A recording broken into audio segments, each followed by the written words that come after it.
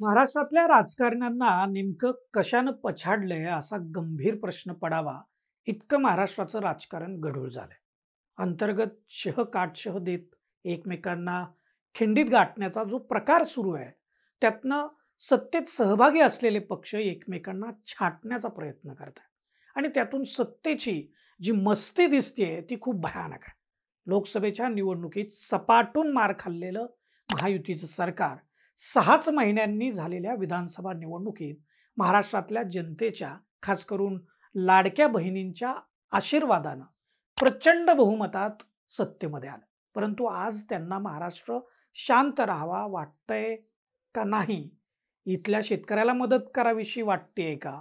ना इथल्या तरुणांच्या हाताला रोजगार मिळावा म्हणून काही त्यांच्यासमोर अजेंडा दिसतोय. नेमकं काय सुरू आहे हेच आपण या व्हिडिओतून सविस्तरानं समजून घेणार. नमस्कार, मी दीपक दराडे आणि तुम्ही पाहताय फॉर द पीपल न्यूज.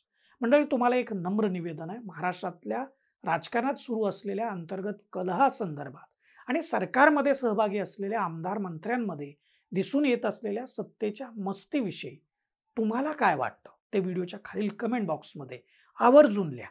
तुमचं मत मांडा आणि चॅनलला आपण सबस्क्राईब करायला विसरू नका. लाईक आणि फॉलो करा. महाराष्ट्रात सत्तेत असलेल्या भारतीय जनता पार्टी, एकनाथ शिंदेची शिवसेना आणि अजित पवारांची राष्ट्रवादी काँग्रेस या पक्षांमध्ये एकमेकांना शह देण्याचा प्रयत्न सुरू आहे. शिवाय सत्तेत सहभागी असलेल्या या पक्षांचे आमदार, नेते, मंत्री, पदाधिकारी वाटेल तशी बडबड करतात. इतरांना मात्र कायद्याचा धाक दाखवणारं हे सरकार या नेत्यांना, या मंत्र्यांना कायद्याची भाषा का सांगत नाही? हा दुजाभाव नेमका का? असं सर्वसामान्य जनतेला वाटणं अगदी साहजिक आहे.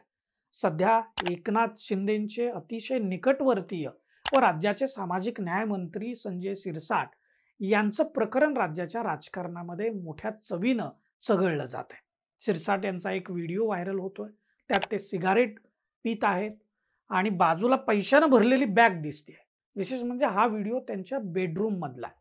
त्यात त्यांचा लाडका कुत्रा देखील दिसतोय. खरं म्हणजे एकदम बेडरूम मधला व्हिडिओ कुणी काढला, तो व्हायरल कुणी केला, एवढी हिंमत कोण करेल, असे अनेक प्रश्न इथं साहजिकपणे पडतात.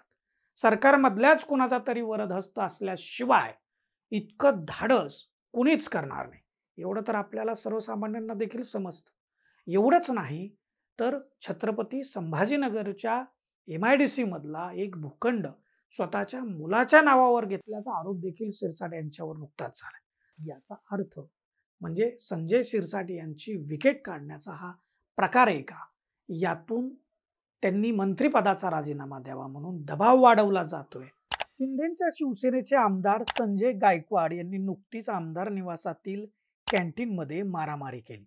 समोरच्याची चुकी असेल तर सत्ताधारी पक्षातले आमदार, मंत्री कायदेशीर कारवाईची भाषा न करता थेट मारामारी करतात.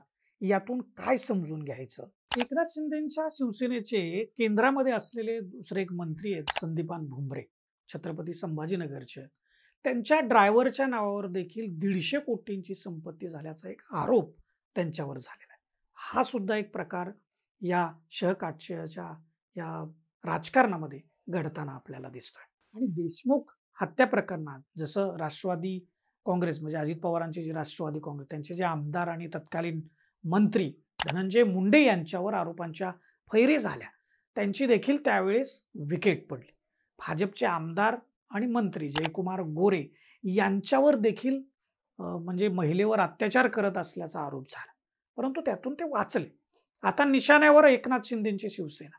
जसं अजित पवारांच्या निकटवर्ती असलेल्या धनंजय मुंडेंची विकेट घेतली गेली, तशीच एकनाथ शिंदेच्या जवळ असलेल्या संजय शिरसाट यांचं मंत्रिपद घालवण्यासाठी फिल्डिंग लागलेली दिसते.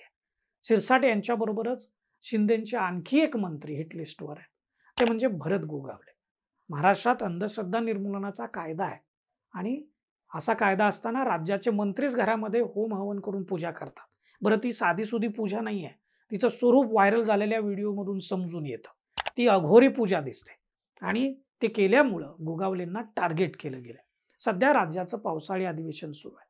या अधिवेशनात सभागृहातच हेच भरत गोगावले हातात काहीतरी पदार्थ घेत असल्याचा एक व्हिडिओ व्हायरल झाला. आता तो पदार्थ तंबाखू होती की अन्य इतर कुठला पदार्थ, याविषयी अजूनही संशय कल्लोळ सुरूच आहे. एकनाथ शिंदेच्या शिवसेनेला सर्वाधिक टार्गेट होण्याचं कारण काय, असा प्रश्न राजकीय वर्तुळामध्ये विचारला जातो. कारण मगाशी जसं मी म्हणालो की संजय शिरसाट हे निशाणावर आहेत. त्यांना व खुद्द एकनाथ शिंदे यांचा मुलगा व खासदार डॉक्टर श्रीकांत शिंदे यांना याच काळामध्ये प्राप्तिकर विभागाची नोटीस आली आहे. त्यानंतर सर्व कार्यक्रम सोडून एकनाथ शिंदे दिल्लीला गेले. त्यामुळं या संदर्भामध्ये खूप जोरामध्ये चर्चा सुरू झाली. अजित पवारांच्या राष्ट्रवादी काँग्रेसचे प्रवक्ते अमोल मिटकरी यांनी एका चॅनलवर सुरू असलेल्या डिबेटमध्ये जी भाषा वापरली ती राजकीय संस्कृतीला धरून निश्चितच नव्हती. महाराष्ट्राच्या राजकारणात सत्ताधाऱ्यांमध्ये सुरू असलेले अंतर्गत कलह, शह पाहिले तर सरकारमधील आमदार व मंत्र्यांच्या डोक्यात सत्तेची मस्ती तर गेली नाही ना, असा प्रश्न पडल्याशिवाय राहत नाही.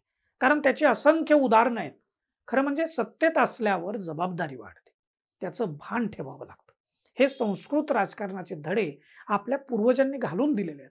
केवळ यशवंतराव चव्हाणच नाही तर विरोधी पक्षात राहिलेल्या एस.एम. जोशी असतील, मृणाल गोरे असतील, यांनी राजकारणाचे आदर्श घालून दिलेले आहेत. परंतु आताच्या राजकारण्यांनी नेसायचं सोडून डोक्याला गुंडाळलेलं दिसतं. सरकारमध्ये प्रमुख पक्ष असलेल्या भारतीय जनता पार्टीचे आमदार बबनराव लोणीकर यांनी तर कहर केला. शेतकऱ्यांविषयी विधान करताना सीमाच ओलांडली. पार शेतकऱ्यांच्या घरातील महिलांना मिळणाऱ्या साड्या, त्यांच्या पायातल्या चपला, त्यांना मिळणारं अन्नधान्य हे सगळं आम्हीच देतोय या थाटात लोणीकर बोलले. त्यांची एवढी हिंमत होते कारण त्यांना माहिती आहे की हे बोलल्यानंतर त्यांच्यावर कोणतीही कारवाई होणार नाहीये. मंत्री असलेले नितेश राणे यांची विधानं समाजात अशांतता निर्माण होण्यासारखीच आहे. हेच नितेश राणे भाजपात येण्यापूर्वी काय बोलत होते आणि आता भाजपात आल्यानंतर काय बोलतायत, त्यांनी जरी त्यांची स्वतःची पूर्वीची आणि आत्ताची विधानं तपासली तरी त्यांना लक्षात येईल. एखाद्या व्यक्तीवर अन्याय झाला तर त्याला निश्चित न्याय मिळालाच पाहिजे, गुन्हेगारांना जरब ही बसलीच पाहिजे.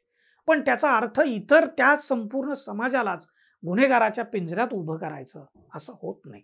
सरकारमध्ये तुमचा बाप मुख्यमंत्रीपदी बसलाय असं विधान याच नितेश राणेंनी केलं होतं.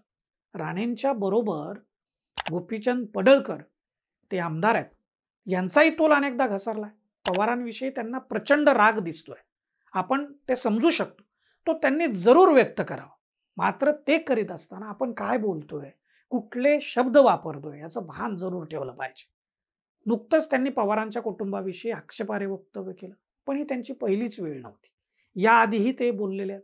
मागे अनेकदा देवेंद्र फडणवीस यांना ज्यावेळी पत्रकारांनी विचारलं या संदर्भामध्ये, तेव्हा त्यांनी संबंधित व्यक्तींना तंबी दिल्याचं सांगितलं होतं.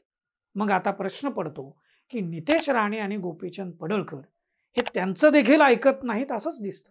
त्यामुळं त्यांचा बोलविता धनी नेमका कोण आहे असा प्रश्न देखील पडतो. दुसरीकडे शिंदेच्या शिवसेनेचे मंत्री शंभूराज देसाई यांनीही सभागृहामध्ये तुला बाहेर ये दाखवतो असं बोलले. ते आता कितपत योग्य आहे? म्हणजे इथं शंभूराज देसाई यांना विरोधी पक्षातील सदस्यांनी गद्दार म्हणणं हे चुकीचंच होतं, त्याचंही समर्थन होऊ शकत नाही. परंतु त्यावरील शंभूराज देसाई यांची जी प्रतिक्रिया आली ती सुद्धा योग्य नव्हती. शिंदेच्याच विधान परिषदेतल्या आमदार मनीषा कायंदे यांनी तर वारीमध्ये संविधानाची प्रत वाटणाऱ्यांना पर्यावरणाचं रक्षण करा म्हणून संदेश देणाऱ्यांना थेट नक्षलवादाशीच जोडलं. यांना माहिती पाहिजे की खुद्द जगद्गुरु तुकोबारायांनी वृक्षवल्ली आम्हा सोयरी असं म्हटलेलं आहे. खरं म्हणजे महाराष्ट्रातल्या जनतेनं ज्यावेळी लोकसभेला महायुतीला पसंती दिली नव्हती, त्यावेळी लोकसभा निवडणुकानंतर जो निकाल आला त्यानंतर खडबडून जागे झालेल्या महायुती सरकारनं मध्य प्रदेशच्या धर्तीवर लाडकी बहीण योजना राबवली. त्याचा अपेक्षित परिणाम त्यांना 6च महिन्यांनी झालेल्या विधानसभा निवडणुकीत दिसून आला. महायुतीला 288 पैकी तब्बल 235 जागा मिळाल्यात. प्रचंड बहुमत त्यांना मिळाले. महाविकास आघाडीला 6 महिन्यापूर्वी झालेल्या लोकसभा निवडणुकीत 181 जागांवर आसपास म्हणजे आघाडी होती. परंतु महायुतीच्या लाडकी बहीण योजनेनं महाविकास आघाडीचा सुपडा साफ करून टाकला. मात्र मिळालेला हा प्रचंड विजय डोक्यात गेला नाही पाहिजे. मिळालेल्या प्रचंड बहुमताच्या जोरावर जनतेच्या विकासाची कामं केली पाहिजेत. महाराष्ट्रातला शेतकरी, कष्टकरी, मागासवर्गीय, विद्यार्थी, महिला यांच्या विकासाच्या योजना राबवतानाच इथला उद्योग व्यवसाय उभारी कसा घेईल, इथली गुन्हेगारी कमी होऊन एक पोषक वातावरण कसं तयार होईल, इथं पायाभूत आणि मूलभूत सुविधांचा विकास कसा होईल, यासाठी सरकारनं आणि सरकारमध्ये असलेल्या घटकांनी, प्रत्येक घटकाने कसोशीनं प्रयत्न करायला पाहिजेत आणि तेच त्यांचं प्रथम प्राधान्य असलं पाहिजे. परंतु इथं मात्र मुख्यमंत्र्याच्या जवळचे समजले जाणारे आमदार मंत्री खुलेआम चॅलेंज देतात. एखाद्या घटनेवरून धार्मिक विद्वेष वाढवण्यासाठी फूस देतात. राजकीय टीका करताना सर्व संकेत उखडून फेकून देतात. हे कशाचं द्योतक आहे? कोणती राजकीय संस्कृती आपण जन्माला घालतोय आणि पोचतोय याचा विचार नेतृत्वानं करायला पाहिजे.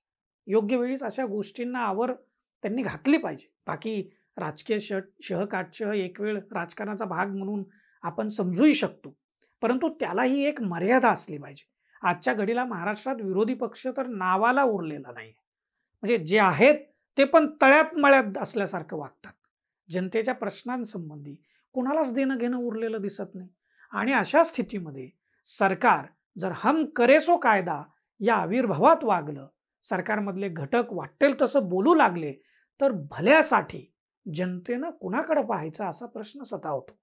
विषय वरवरचा वाटला तरी राजकीय वाटला तरी ती खूप गंभीर समस्या आहे. शेवटी जनतेच्या न्यायालयातच याचा मोक्ष लागतो.